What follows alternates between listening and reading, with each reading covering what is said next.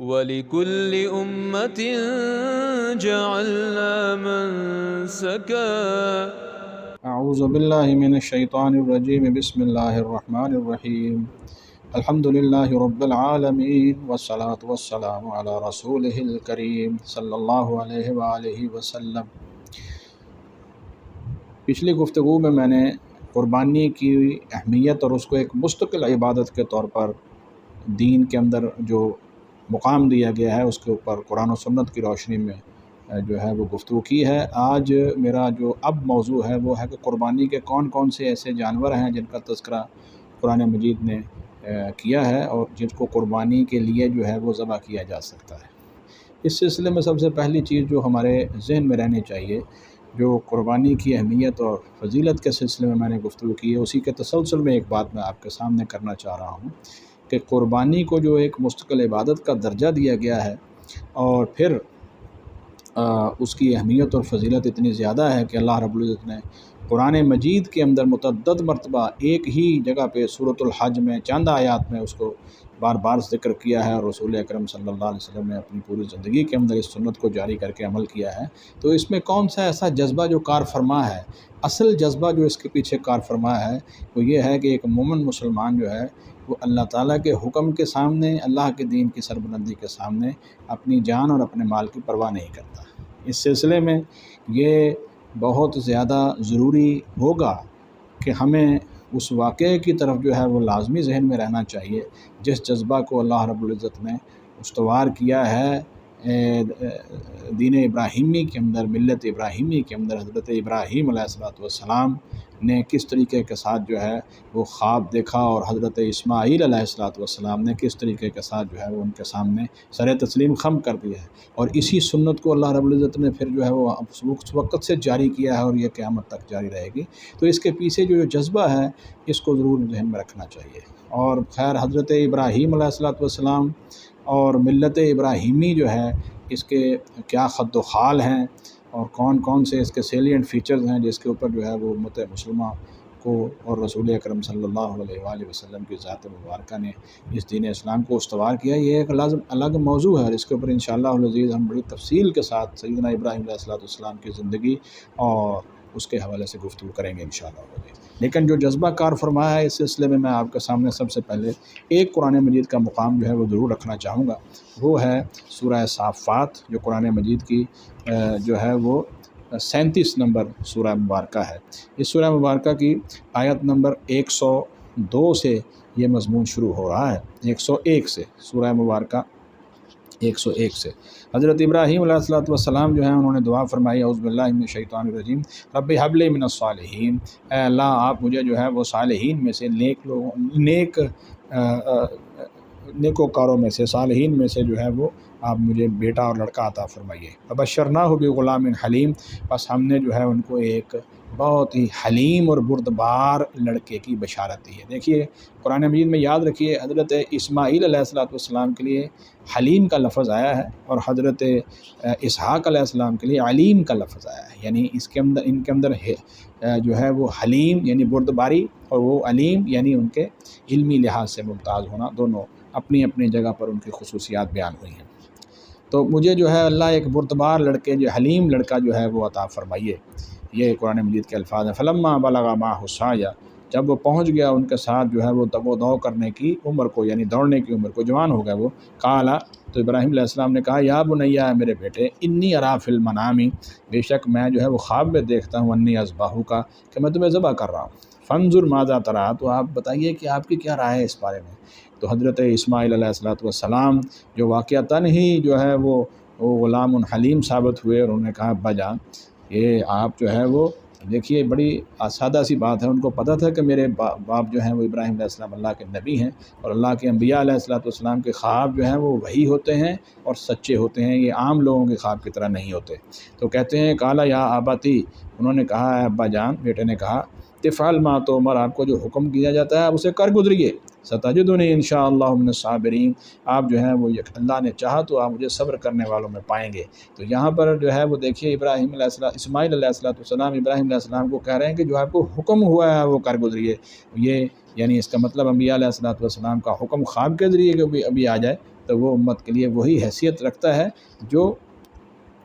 براہ راست جو ہے وہ کتاب کی شکل میں وہی آ جائے۔ جو اہمیت وہاں ہے وہی اہمیت جو ہے وہ خواب کے ذریعے انبیاء کے حکم کی ہے۔ فلما اسلما، پھر جب وہ دونوں ہی تیار ہو گئے، مطیع ہو گئے، فرما بردار ہو گئے، ابراہیم علیہ السلام کے لیے بھی اللہ کا حکم ہے کہ بیٹے کو ذبح کریں، اور بیٹے کے لیے حکم ہے کہ آپ ذبح ہوں، تو دونوں اللہ کے سامنے مطیع ہو گئے، فرما بردار ہو گئے۔ یہ ہے اصل وہ جذبہ جو اللہ تعالیٰ پیدا کرنا چاہ رہے ہیں مسلمانوں کے اندر، اس قربانی کے عمل سے، کہ انسان اللہ تعالیٰ کے حکم کے سامنے اپنے آپ کو ہر وقت جو ہے وہ سر رہو رکھے، مطیع اور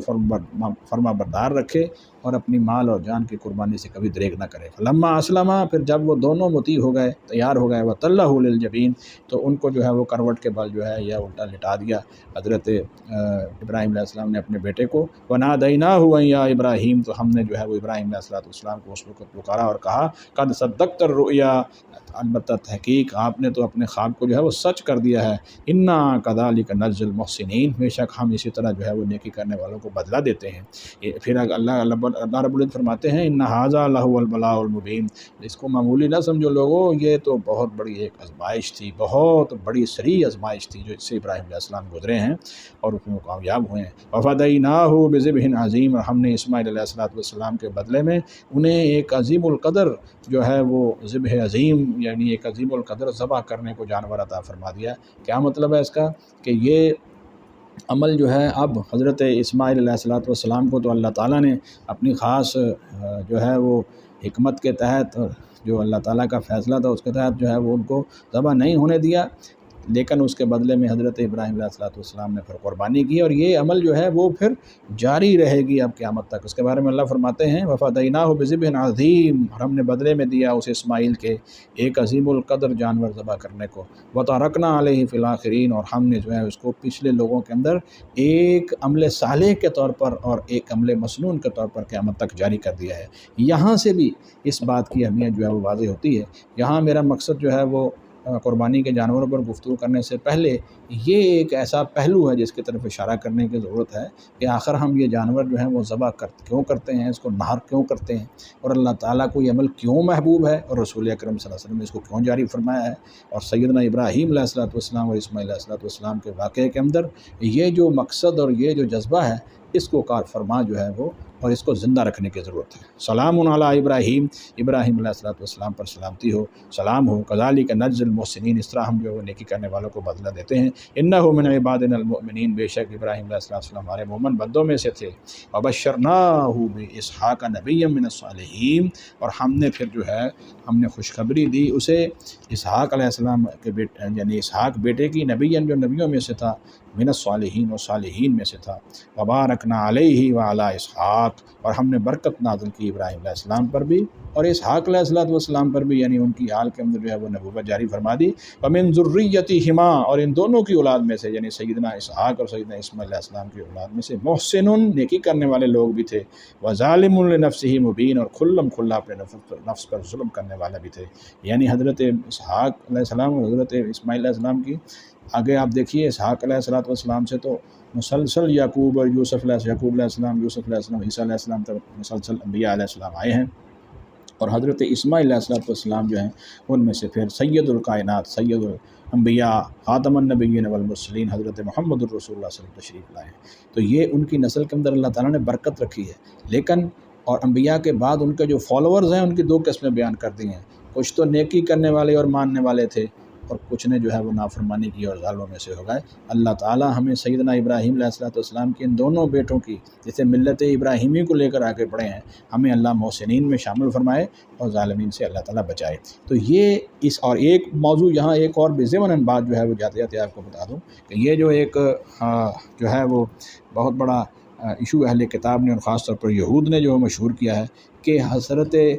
ذبیح جو ہیں، ذبح ہونے والے حضرت اسحاق علیہ السلام تھے، حضرت اسماعیل علیہ السلام نہیں تھے۔ اس رکوع کے اندر اس کا بھی جواب مل گیا ہے کہ وہ بیٹے جو ذبح ہوئے ہیں وہ اسحاق علیہ السلام سے پہلے پیدا ہوئے اور حضرت جوان ہوئے، اور حضرت اسماعیل علیہ السلام جو ہیں پھر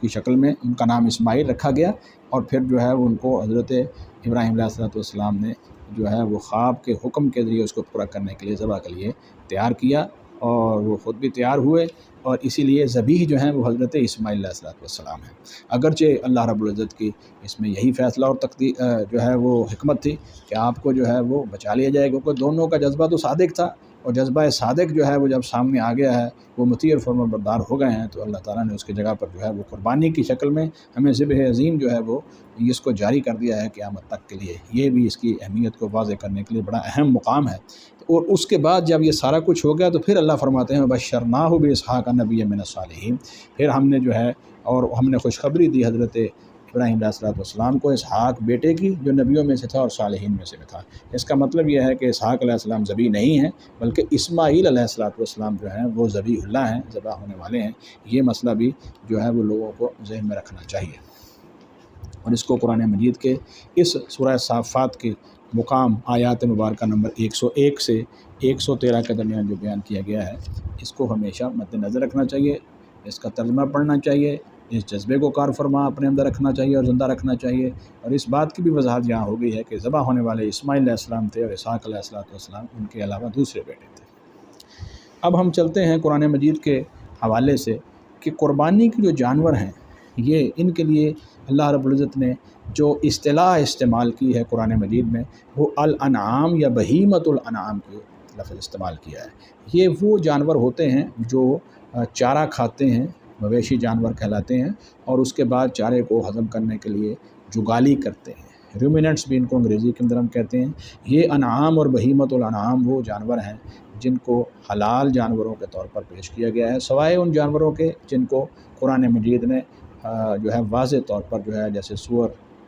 کا گوشت ہے اور مردار ہے، اور مردار کی مختلف شکلیں بیان کر دی گئی ہیں، وہ سارے کے سارے جانور حرام ہیں، یا جن کو رسول اکرم صلی اللہ علیہ وسلم نے اپنی حدیث مبارکہ کے اندر، صحیح حدیث کے اندر اور سنت مبارکہ میں حرام قرار دے دیا۔ ان کو چھوڑ کر باقی جتنے بھی انعام ہیں یہ حلال جانوروں میں سے ہوں گے۔ اس کی تفصیل میں نے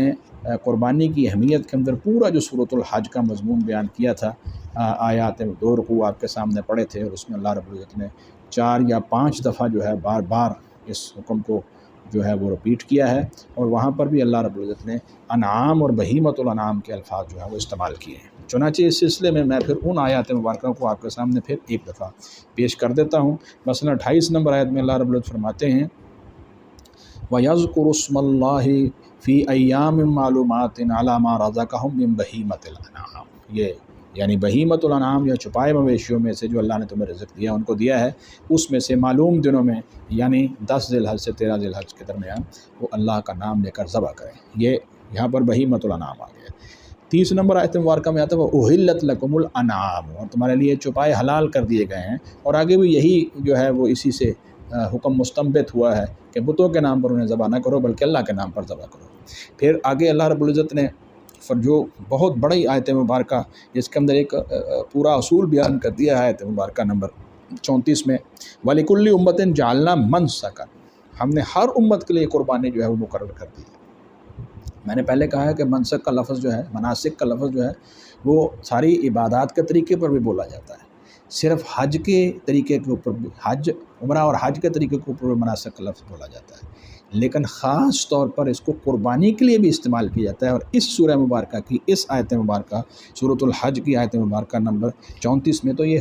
قربانی کے لیے ہی استعمال ہوا ہے، وہ خود وضاحت آ گئی ہے وَلِكُلِّ أُمَّةٍ جَعَلْنَا مَنسَكًا، ہم نے ہر امت کے لیے جو قربانی مقرر کی ہے لِيَذْكُرُوا اسْمَ اللَّهِ عَلَىٰ مَا رَزَقَهُم مِّن بَهِیمَةِ الْأَنْعَامِ، تاکہ وہ یاد کریں ذبح کے وقت اللہ کا نام جو رزق اللہ تعالیٰ نے انہیں دیا ہے بہیمۃ الانعام یعنی مویشیوں میں سے۔ یہ دوسرا مقام آ گیا، اور اسی رکوع کے اندر تیسرے مقام کے اندر جہاں اللہ رب العزت نے جو ہے وہ تذکرہ فرمایا ہے، یہ 2 مقامات کے اوپر جو ہے 3 مقامات ہو گئے، یعنی آیت مبارکہ نمبر 28 میں بہیمۃ الانعام، آیت مبارکہ نمبر 30 میں سورۃ اپنا وَأُحِلَّتْ لَكُمُ الْأَنْعَامُ اکیلے انعام کا لفظ آیا ہے، اور آیت مبارکہ نمبر 34 کے اندر پھر بہیمۃ الانعام کا لفظ آیا ہے۔ تو انعام اور بہیمۃ الانعام یہ لفظ قرآن مجید میں استعمال ہوا ہے قربانی کے جانوروں کے لیے۔